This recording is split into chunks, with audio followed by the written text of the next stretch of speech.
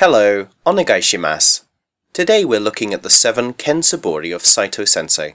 We'll go straight into a video clip of him performing all of these techniques, and afterwards we'll examine them in more detail. The first Ken Suburi. A simple downward strike, up and down. The second Ken Suburi. A change of posture, followed by a downward strike, back and forth. The third Ken Suburi. During the change of posture, the sword is pointed directly up, then momentarily concealed behind the leg, and then followed by a downward strike. Gradual movement up, then back, down, then forward.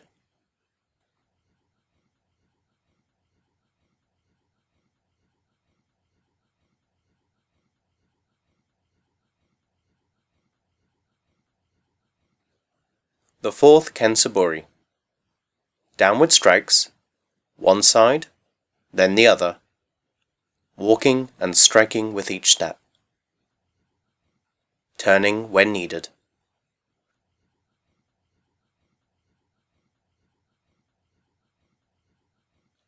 The fifth Ken Suburi. Downward strikes being made whilst walking, but this time the sword is being drawn past the shoulders defensively. Again, turning when needed.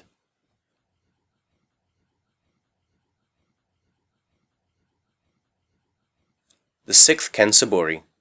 A change of posture is followed by a downward strike, and then a straight thrust, swapping sides, turning when needed.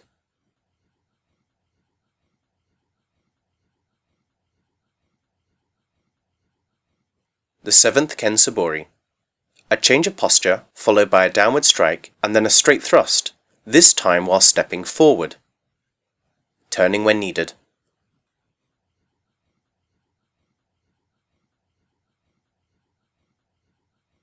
Ken Suburi means sword swinging exercise, and Saito focused on these 7 in particular, as they are fundamental movements that have wide applications. Think of them as building blocks. By learning each technique correctly, you'll find it easier to use them during 2-person practice, and you'll find it easier to remember longer kata sequences, as they are just a string of smaller actions. These exercises are also designed to highlight flaws that an Aikido student has in their balance, posture, breathing, and stamina, amongst other things. Each school and each instructor might practice swordwork differently, so it's important, even when examining Saito Sensei, to realize that there is no definitive way to do swordwork. There is no perfect attack or defense, only broad concepts about how to perform techniques, more aggressively or more defensively, more directly or more subtly. Let's examine the Suburi once more. The first Suburi is the simplest strike. Saito takes up the standard sword posture, right side forward, such as right hand and right foot are in front. When he raises, watch his right foot slide back slightly and then return to place when he strikes. Also note that when he raises the sword, he draws it right back so the sword runs along his spine, and when he strikes, he cuts right down to an opponent's center. Other instructors may prefer you to draw the blade back less or cut down less. The second Suburi is simply the first Suburi with an Ayumi step. Saito draws his right foot all the way back. He waits for a moment with the sword in a high position, able to attack or defend quite easily, before striking.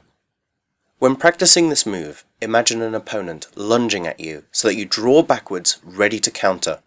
By keeping a reacting, not a retreating mindset, it will help your posture when you're practicing defense with a partner. The third Suburi is a modified second Suburi. Instead of drawing the sword behind the head, it's pointed right up towards the sky, as if acting like a lightning rod, ready for a bolt to hit it. This Suburi is often called the Sword of Universal Ki, as Aikido's founder, O-sensei, talked about drawing ki from the universe, as if breathing it in through the tip of the sword, passing through the nose, down to a person's core. After Saito pauses for a moment, he draws the blade down and just behind him, so that an opponent would not be able to clearly see the sword. When he makes the strike, the sword passes over his head, not his shoulder, which is very important when you practice this technique. This Suburi should be performed slowly and carefully, almost like a moving meditation, pausing at each moment, clearly visualizing a life-threatening situation, but focusing on keeping calm and breathing correctly. The fourth Suburi practices making strikes whilst walking.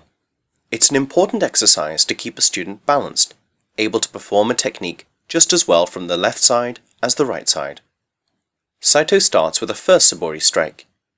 He then steps through with his left foot, making a second Suburi strike.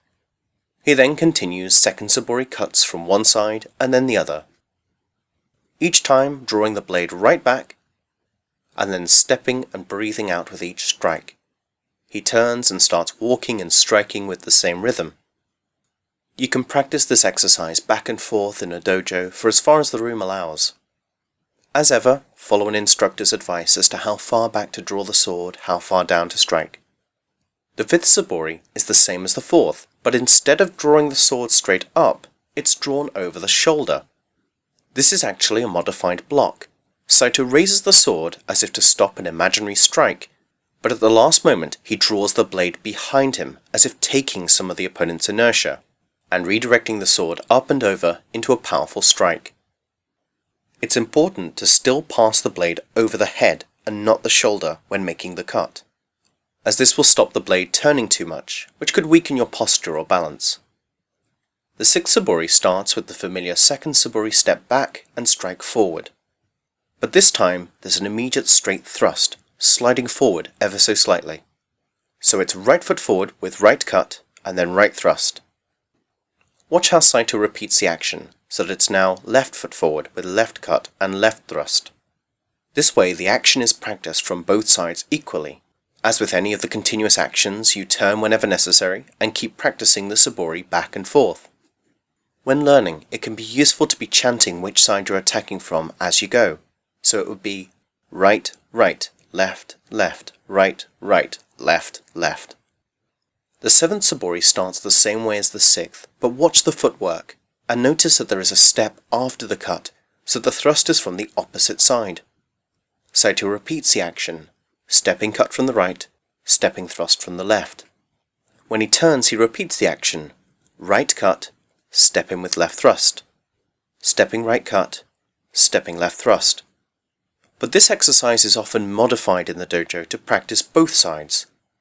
Again, it might be useful to chant in your head which side that you're striking from so that you keep the pattern going.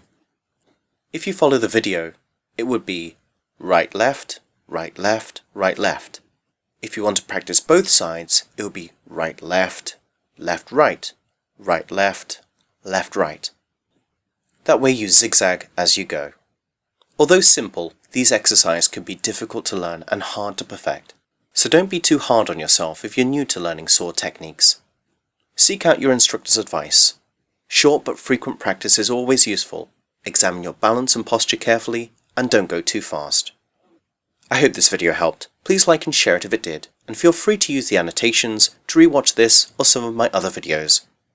Domo arigatou gozaimasu.